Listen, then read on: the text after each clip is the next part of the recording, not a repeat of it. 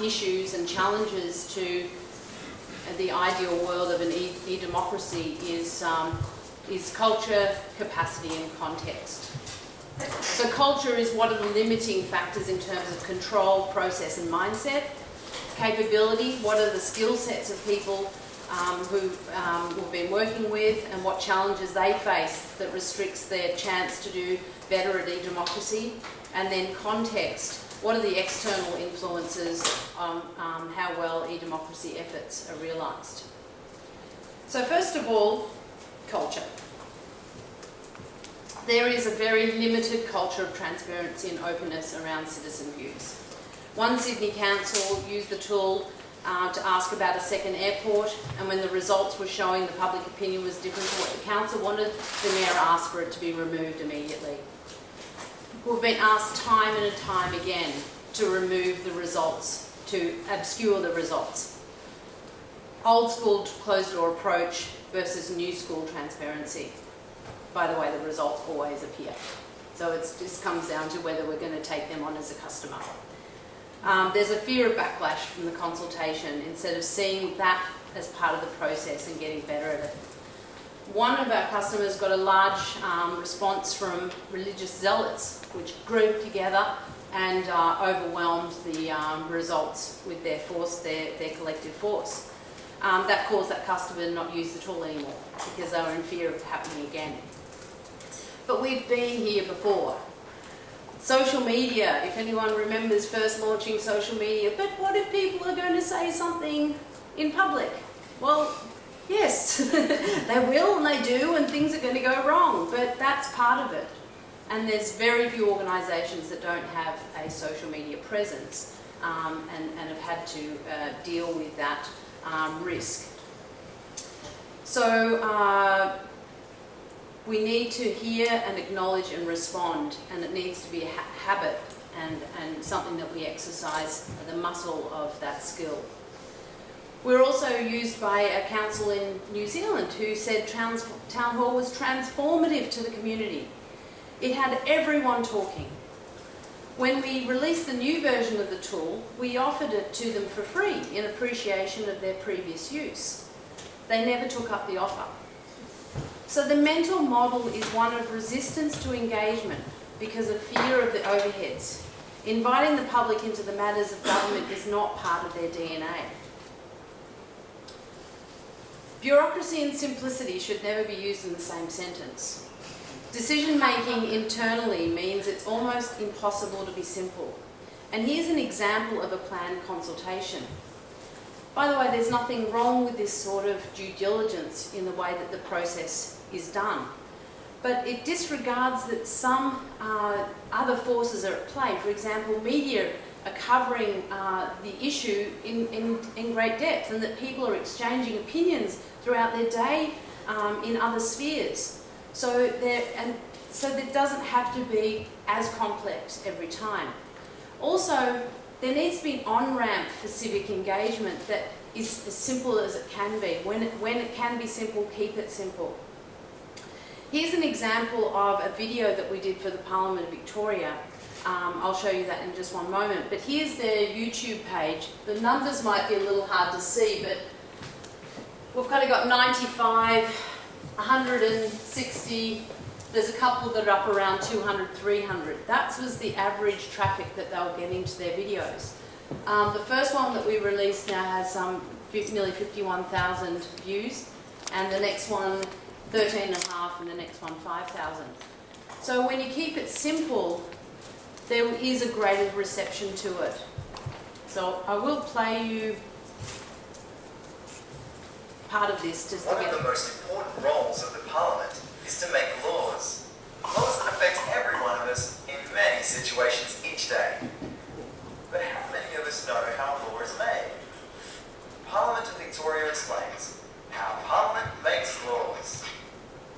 It all starts with an idea.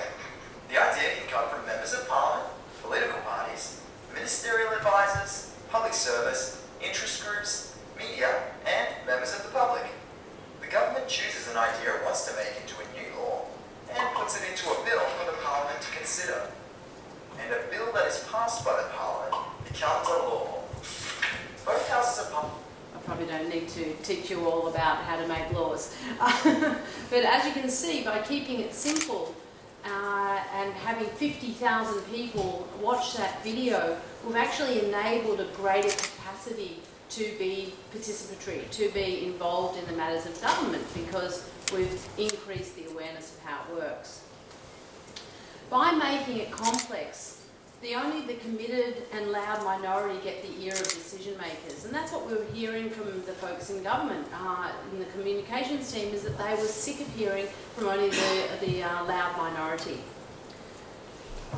When projects, the other issue is that community engagement tends to be about projects and planning fulfilling the legal obligation to consult. Projects are complex and tend to get lower engagement than issues because they're very specific. Projects are business as usual, but issues is where aspirations, belief and passion lie. And I think that if we start before projects come into being and already have investment, we get people involved in the bigger picture about what do you want, where do you want it to go. So the go-to place for a lot of government asking the community is an annual survey, often done by phone or something written in the newspaper, which ends up in the recycle bin. It's like the dozens of ways we're being asked for feedback from all sorts of companies. The general approach is, how did we do? Tell us about how we can do better. In the social age, we need to turn that around and ask, what do you want? How can we work together? Involve people. That's what the social age is about. A simple survey does nothing to bring the community together and foster connections that matter. And the same was true for non-profits we work for. Here's the post from the single question that was asked by Alzheimer's Australia. It received 800 shares in 2 days, which is phenomenal even by today's standard. But no further questions were asked because it wasn't seen as a priority. All they were focused about is getting online donations. That's what they saw digital as being a place to transact. But like a plant, we need to feed the roots in order to harvest from the leaves. So, this one definitely came from your book. Participation in a shared community of faith changes the perspectives and preferences of those involved. I believe we do really change when we are invited into that forum and the ability to give our opinion. When you're invited to respond, it really makes you think about it, especially if you know it's going to have an impact on the outcome. It's like jury duty, something to be taken seriously. When I sat to answer about CCTV cameras, I really had to think about it, and so it steps you into a very active role in that decision or that issue. But we need a certain type of politician that's willing to bolster the citizenry. This is Mark Parnell, a Greens MP, who does a great job of asking people through social media, and he used the tool really effectively to invite feedback on a range of issues that he was considering to put before Parliament. And of course we're seeing early signs here in Europe with the Podemos party, maybe with the 5-star where it was going in Italy, but maybe it's not doing so well anymore. But these are groups that are really looking at how to bring people into their decisions. Kate Krontiris says 48.9% of the US population is made up of interested bystanders. That's a huge untapped group. Nearly half the population, huge latent potential. She says they pay attention to issues and value civic engagement, but they find it difficult to publicly voice their opinions or take action. And as Dave Meslin has said in his brilliant TED Talk, there's a really good reason for that. If Nike was trying to sell shoes the way government was asking people to engage in matters of government, then they wouldn't be a very successful company. So it's a great TED Talk to see. So let's talk about capability. The rate of change that's happening in digital is overwhelming for most of us. But imagine how challenged government agencies are to keep up and adapt. Which office do you think is the government office here in the A or B? So the first social media responsibilities were most likely filled by the youngest team member who understands it. Management suffered through the high-risk terrain with a risk-averse culture, and they largely contained innovation, and most of the social media pages are one way and not encouraging a form of active citizenry. So government moves slowly, and security is paramount, and this results in the staff having to work in very lockdown environments, unable to engage with the community effectively with the latest tools. This is Tracy Whitelaw, who was the social media manager for Brisbane City Council during the 2010 floods. Because of the floods, she actually wasn't able to go into work. She had to stay down in the Gold Coast and do her work from there, which was brilliant because it suddenly meant that she could have all of these tools that she wasn't able to have in the workplace. So that's a great example of the way that if there is the option to step outside of these sort of, Office A environments, that there is a chance for the staff to actually move with the times and be using the same tools as the people they're communicating with. In contrast, we had a few football teams using the tool, and the Canterbury Bankstown Bulldogs were incredible.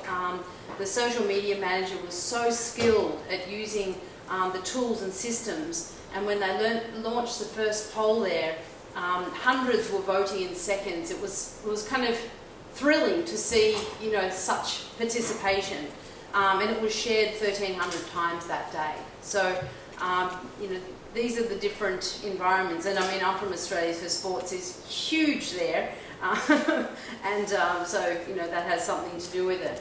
But these organisations realise that engagement is measured in shares, sign-ups, and ultimately memberships and revenue.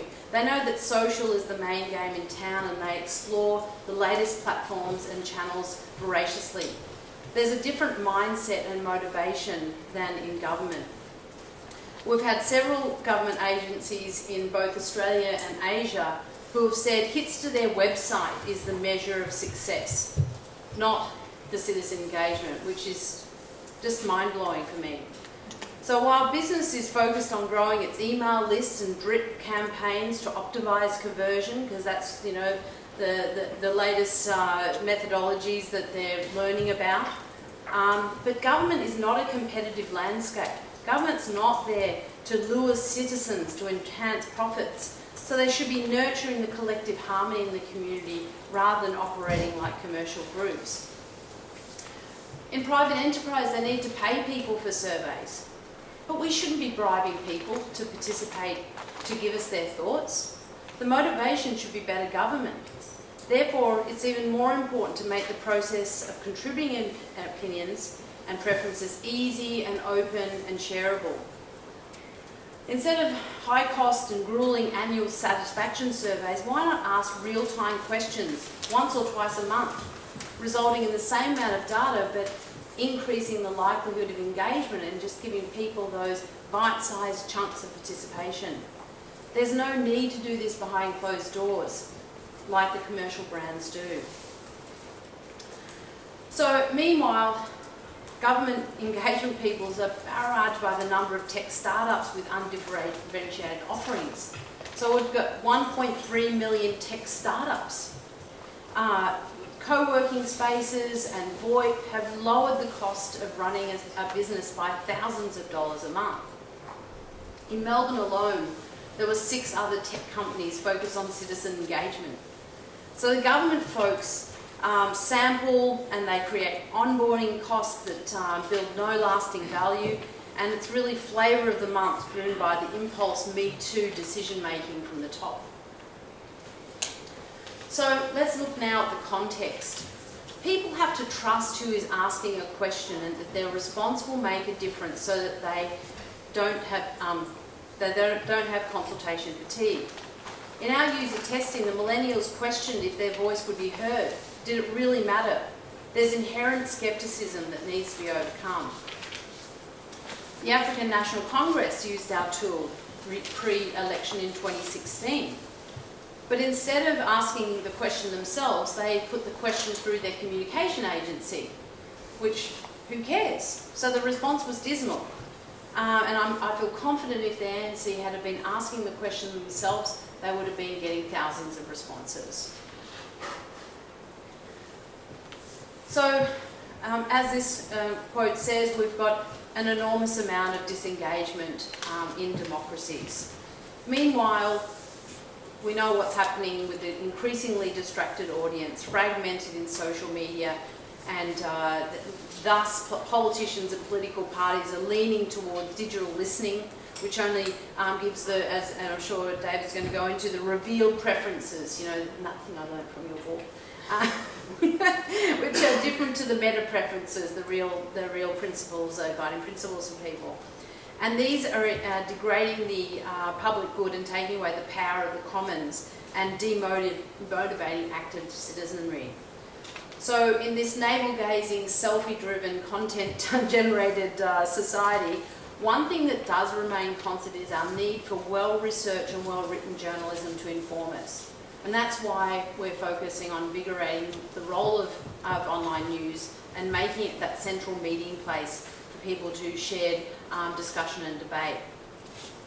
I love this quote by Rosalind Fuller. So she believes we need to lance the boil of popular frustration and about bureaucratic and distant representative government by going back to an Athenian future. She says we can do this by embracing technology and some other structural changes to give citizens a direct say and participation in political decision making. So in summary, the culture of politics can change to harness the power of what online and AI and virtual reality can do if the right resources and structure can be built to support internal capacity to use these technologies and methodologies. And if we all work at resisting the inbuilt tendencies of social media and online fragmentation, we have a hope of creating a perfect storm of collaborative democracy. We have the tools, now we just need to get better at using them. Thank you very much.